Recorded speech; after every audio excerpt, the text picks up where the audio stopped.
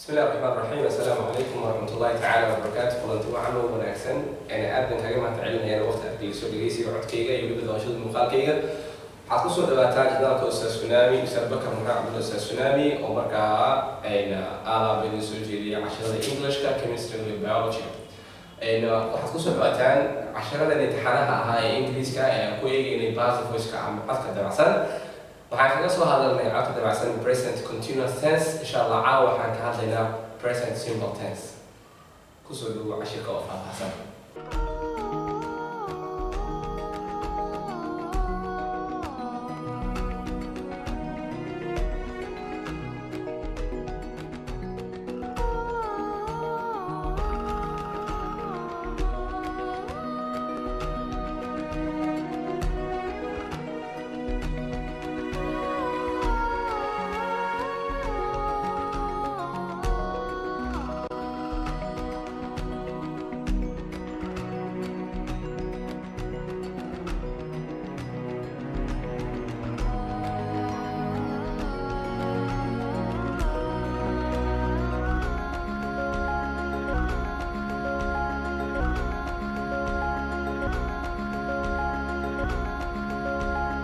waayahay marka la soo dhawaada guys casharkeena ku gal doona insha Allah haduu ilaahay yiraahdo marka ugu horeysa waxaan ku tusin doonaa formulaha aan isticmaalno marka active voice yahay iyo marka passive voice yahay.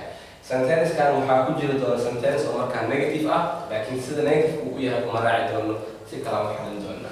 active voice dabcan waa codka maldahan, passive voice waa codka dabacsan.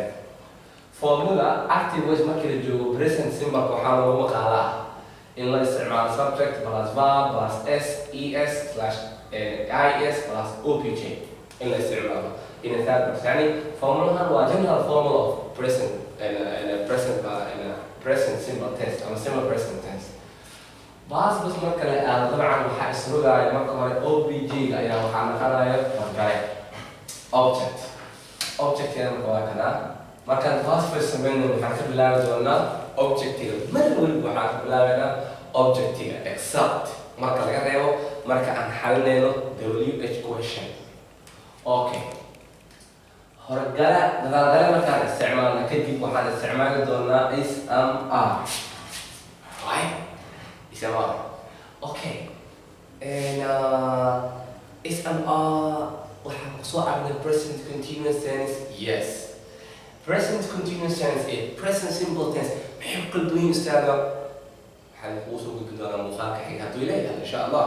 waxaan kusoo dhiganaa present continuous iyo present simple hadduu ilaahay insha Allah. okay marka waxaan ka bilaabi doonaa objectiga jumlada am is are isticmaalayna sida caadiga ahaydna daabtii waa isticmaalayna byna waxaan isticmaalaynaa marka saa u caddeyn. okay he opens wuxuu furaa the door albaabka ayuu furaa.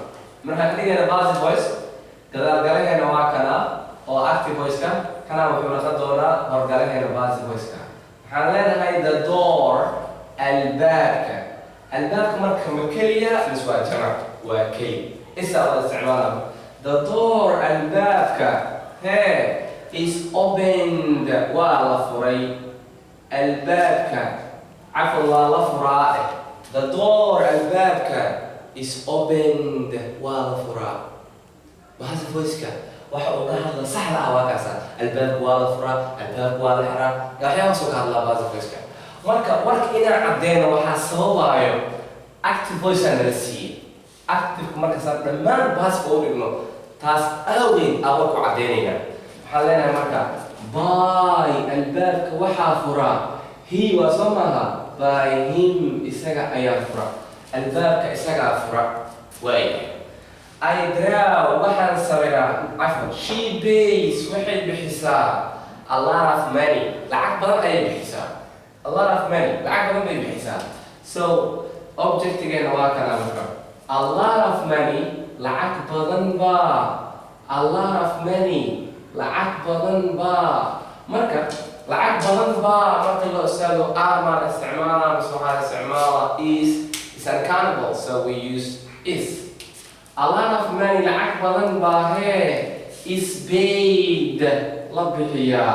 lacag badan baa la bixiyaa. a lot of money is paid lacag badan baa la bixiyaa by her iyadaa bixisa by her iyada ayaa bixisa I draw waxaan sawiraa a picture sawiraan sawiraa gadaaldalaheena waa kana waxaan leeyahay marka a picture sawir baa a picture marka ma jamaca mise waa keli isaan isticmaalina marka a picture sawir baa hee is drawn sawir baa la sawiraa waa kan a picture is drawn sawir baa la sawiraa yaa sawira marka by me aniga ayaa sawira aniga ayaa sawirka sawira they will waxay xirtaan blue shoes kaba buluug ah sifa meeshaan imaaday maxaa sifada la soo qaad blue shoes kaba buluug ah baa study meeshaan waxaa yaala shoes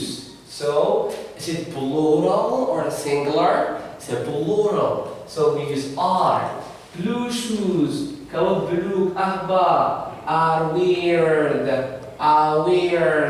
kaba buluug ah baa la xirtaa kaba buluug ah ayaa la xirtaa by waxaa xirtaa them ayaga ayaa xirtaa by them kaba buluug ah ayay xirtaan they iyaga do not help you ma ku caawiyaan here's a negative right instead you didn't teach us how to make a negative sentence so what we gotta do is simple I am here I'm your teacher right okay maanta OBJ-gan maxaa waaye it's a you adiga haye you marka maxaa la keenaa askacada are la keenaa you are adiga hey not helped laguma caawiyo you are not helped adiga ma lagu caawiyo by them ayaga ma ku caawiya yeah waka by them ayaga ma ku caawiya you are not helped laguma caawiyo ustaado where's the don't are no we are in a passive voice so don't and didn't something like that we don't use it in passive voice right okay you are not helped by them the last we love our country absolutely we love our country we love our country Somalia because we Somali right we love our country وجعلنا وطننا so here is an hour and here is a country so we say our country وطننا don't say country say country or you can say country our country right our country وطننا is loved our country وطننا is loved ولا جعلها وطننا ولا جعلها يا جعل by us أنا قاعد جعل وطننا ولا جعلها أنا قاعد جعل okay thank you so much وتواصلت على وشهادة عشر كحيجة بحمسة دولا the difference between present continuous and a present simple كامل وحاجة عالية حسن تلي علي أنت كل ما عشر كعشر كي حالي كي تلي